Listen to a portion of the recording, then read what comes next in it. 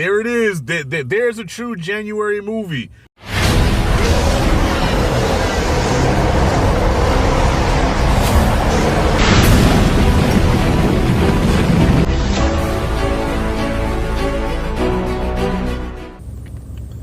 All right, this is what I do. I watch movies and I talk about them. This is what I really don't too much want to talk about, because there's not much to damn talk about. Flight Risk, starring the annoying Topher Grace, Mark Wahlberg, and the one chick from Downton Abbey. You're probably wondering, Rashad, how you know about Downton Abbey? I just looked her up. I can't remember her name. I just know she was on that show, Downton Abbey. So this U.S. Marshal, played by Downton Abbey chick, has to transfer Topher Grace's character to New York as a witness. And the pilot, played by Mark Wahlberg, is not who he seems to be. Or is he? The suspense is killing you, ain't it? Let me tell you something, bro. There was more suspense in that Incredible Hulk episode where the Incredible Hulk had to land a plane. Yeah, the Bill Bixby, Lou Ferrigno, yeah. There was more suspense in that one. An hour and a half felt like 3.5 hours where nothing really happened. And it's between these three characters, but in actuality, there was about 7 or 8 characters in this movie. But only 3 of them you saw on screen. So as they're trying to transfer him back, and Mark Wahlberg, I'm actually working for the mafia, and I'm going to kill everybody here. But he's the only one that does a good job with his performance. I'll admit, Mark Wahlberg does his best to try to inject some sort of fun, some sort of entertainment in this movie. But Topher Grace's character, look, y'all, I still haven't forgiven him for Spider-Man 3, so I really don't like Topher Grace too much, man. I'm sorry. He's one of those actors I just want to punch in the face for no reason. And he was working my last nerve. Even Downton Abbey chick kept telling him, dude, would you shut up? And I'm like, yeah, shut up. But, okay, going back to what I said, there's like 7 or 8 characters here. Only 3 of them you see on screen. So the other characters are heard through the radio, through the headphone set. And for some reason, I'm thinking that Mel Gibson is voicing most of these characters. Because I remember Lethal Weapon 4 where he disguised his voice as a Middle Eastern guy. So I'm like, is Mel Gibson doing these voices? So we're hearing these voices on the radio, and this chick is trying to be emotional. She's doing her best acting. But I'm like, you're acting across a voice of a character that we've never seen. Why should I care? And she's trying her best, but I'm like, I'm almost laughing like, dog, like this is supposed to be an emotional scene, but I haven't seen this motherfucker. Like, what do I care? And I stopped caring halfway through where I gave up. I did, y'all. I gave up. Usually I try to fight sleep. Even with Den of Thieves, as boring as that was, I was trying to fight sleep just to see where this was going. But this movie, I didn't care. I said, fuck it. I gave up. I put the armrest up.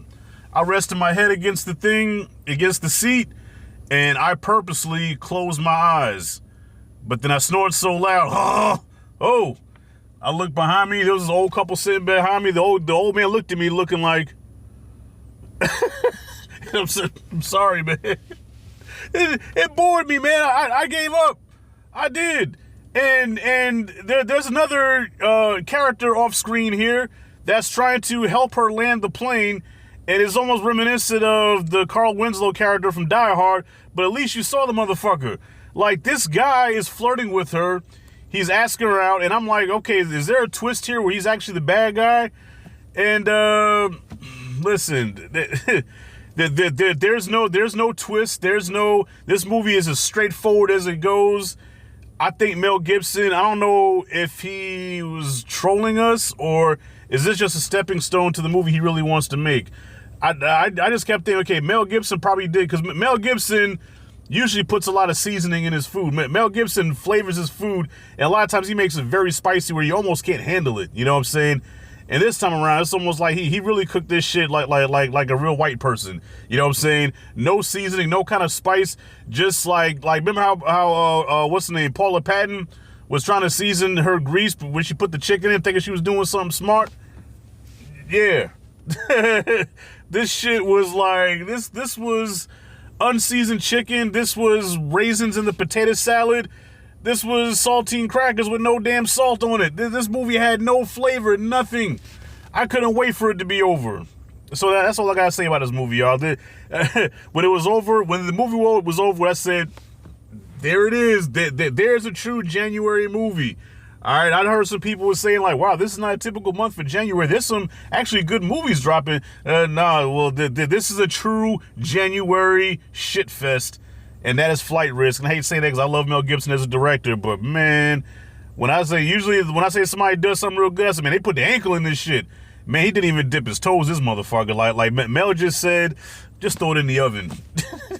Just throw it in the oven. Don't put no salt and pepper on it. Just put it in the oven and just let it cook. And that's it. And yeah.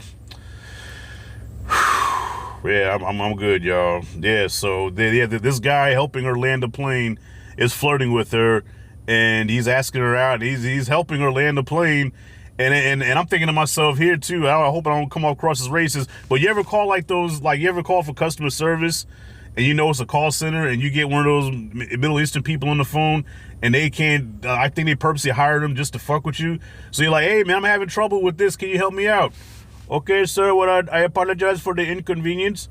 I'm going to look into this. If I can put you on hold for about 5 to 10 minutes, I'm going to look into this for you. And I said, man, can you just help me with this problem here? Okay, sir, thank you. I understand what you're going through, and I am going to try my best to help you in this situation. So if I can put you on hold, then they put you on hold, then they come back 10 minutes. Okay, so unfortunately, there's nothing that we can do on this end, but I would give you, if you can take a survey and tell me how I did. But I said, tell you how you did, motherfucker. You could have helped me. Okay, sir, yes, thank you for I understand what you're going through. Thank you for your patience. It's like, you know what I'm saying?